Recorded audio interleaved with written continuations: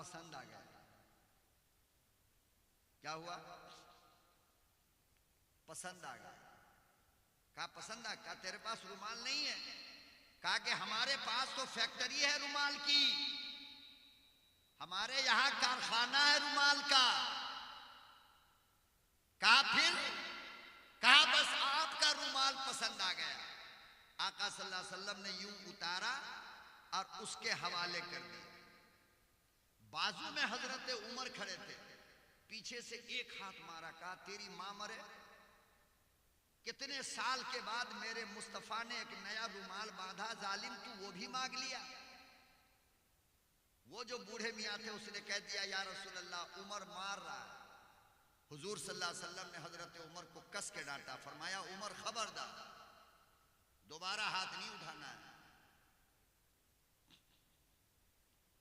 अल्लाहु अकबर। इमामुल अंबिया महबूबे किबरिया हजरत मोहम्मद मुस्तफ़ा सल्लल्लाहु ताला अलैहि वसल्लम ने उससे पूछा, ओ बूढ़े मियाँ, जब कारखाना चलाते हो, जब फैक्ट्री चलाते हो, जब रुमाल की कंपनी चलाते हो, फिर मेरा रुमाल तुमने क्यों लिया?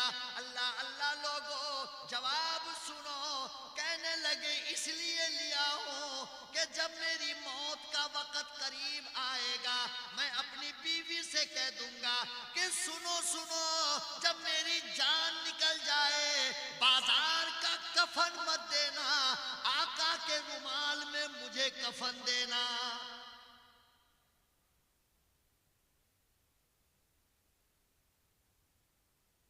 इरशाद फरमाया मदनी करीम सल्लल्लाहु अलैहि वसल्लम ने, ऐसा क्यों कहते हो? बूढ़े मियाँ कहने लगे इसलिए कहता हूँ कि आपकी जबान से सुना था कि जिस कपड़े को मेरा जिस्म लग जाए जहन्नम की आग हराम होती है। मेरा अमल क्या है मुझे मालूम नहीं, मगर आपके रुमाल का जब कफन होगा जहन्नम की आग से बचूंगा।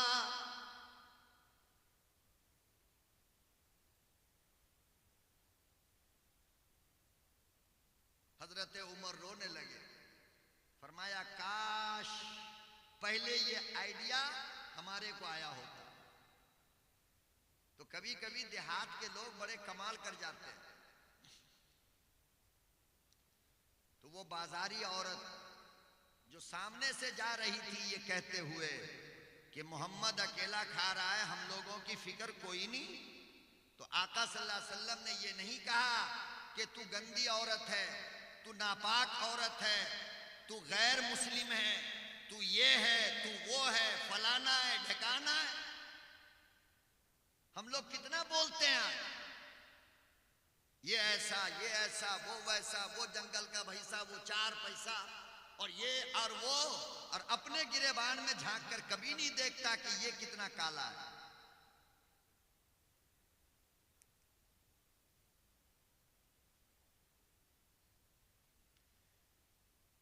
नबी करीम सल्लल्लाहु अलैहि वसल्लम ने कुछ नहीं कहा,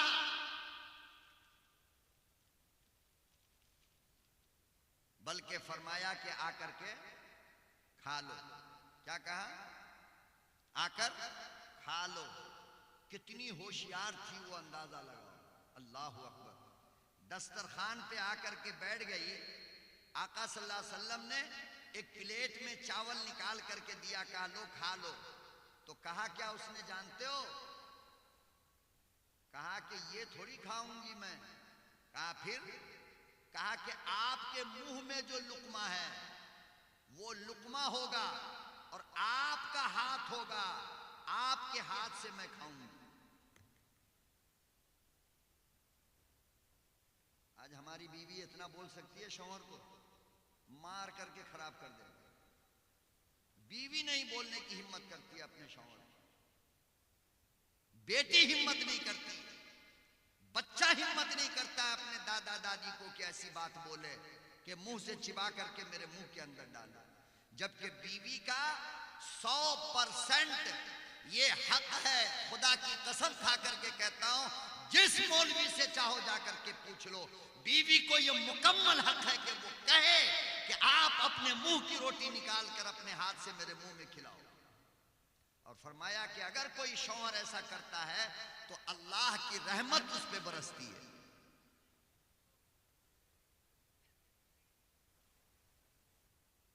लेकिन बेचारी हमारी बीवी फकत 2-4 काम के लिए बीवी है, कपड़ा धोने के लिए, नाश्ता बनाने के लिए, बिस्तर बिछाने के लिए, हमारे बच्चों का नाक पेशाब पैखाना साफ करने के लिए। इसके अलावा बीवी बेचारी का कोई मतलब ही नहीं।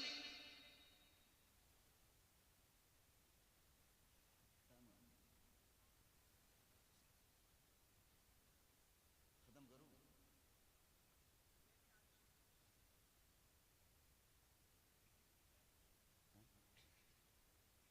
नहीं, मुझे बता दिया।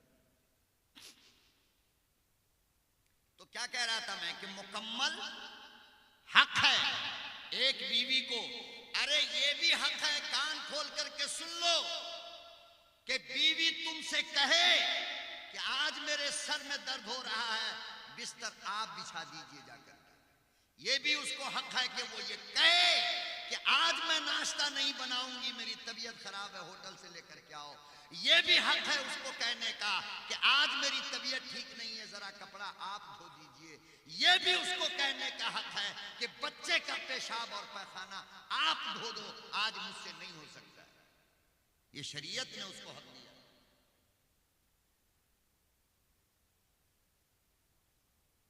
शरीयत ने उसको हक दिया है। कई मर्तबा कई मौके पर यह देखा गया कि मेरा नबी, मेरा पैगंबर जनाबे आयशा सिद्दीका के मुंह में लुकमा डालते थे और आयशा सिद्दीका मेरे नबी के मुंह में लुकमा डाल करके खिलाया करती थी। बल्कि जब आप सल्लल्लाहु अलैहि वसल्लम का मौलाना वफात का वक्त करीब आया है तो इमाम बुखारी लिखते हैं कि अम्मा आयशा सरहाने में बैठी थी। आका सल्लल्लाहु अलैहि वसल्लम ने फरमाया, मरने से पहले, वफात से पहले, इंतकाल करने से पहले हजरत आयशा से फरमाया कि आयशा जरा मिसवाक को अपने मुंह से, अपने दांत से चिबा करके नरम करके मुझे दे दे।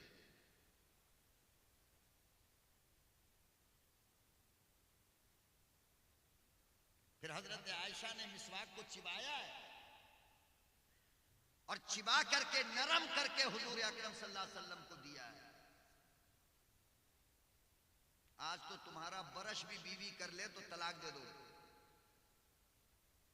हैं? मेरा बरश, गलती बोलेगी वो, गलती से ले ली मैंने, कहा नहीं बीमारी हो जाएगी, ये होगी वो होगी। और बाजार के औरतों से जाकर के जो मिलते हो, नाचने वाली कंजड़ियों से जाकर के जो मिलते हो, तो वहां बीमारी नहीं होती, क्योंकि वो आबे जमजम से धोई है, वहां कुछ नहीं होता। गैरों के लिए, गैर की मां बहन बेटियों के चक्कर में सारी रात जागो, चैटिंग करो, फेसबुक पर, इंस्टा पर, व्हाट्सएप पर कॉल करो घर के पीछे जाकर के, तो नींद खराब नहीं होती। और कभी भूले भटके अगर बेचारी बीवी बोल दी कि सर में दर्द हो रहा है, जरा सर दबा दीजिए, तो कहता क्या है, नींद खराब हो। याद रखो मुसलमानों, सिर्फ जलसा जलसा जलसा जलसा जलसा कुछ भी मिलने वाला नहीं है तुमको। एक कौड़ी का फायदा नहीं होगा जब तक कि अपनी जिंदगी में प्रैक्टिकल नहीं करोगे, अपनी जिंदगी को नहीं बदलोगे, अपनी जिंदगी को नहीं सुधारोगे, जब तक कि कोई मौलाना कुछ भी बोल करके चला जाए, सिवाय एक रात जागने के तुमको और कुछ भी मिलने वाला नहीं।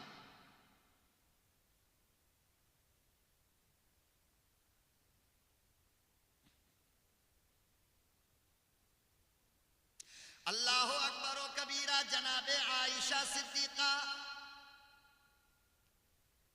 हजरत अबू बकर की लख्ते जिगर आमना की प्यारी लाडली बीवी कहती है, मेरा महबूब मुझे इतना प्यार करता था, मेरा महबूब मुझे इतना चाहता था कि मुझे यूं कहा करते, आओ आयशा हम दोनों दौर का मुकाबला करें, हम भी दौड़ते हैं, तुम भी दौड़ो, देखे आगे कौन निकलता है। अच्छा एक बात बताओ, ये बात हदीस में लिखी है, कहां? ये जो मैं बोल रहा हूं कहां लिखा है? कहां लिखा है बेटे? जाग रहे हो ना? यहीं पर हो कि नहीं, या दिमाग कहीं और है?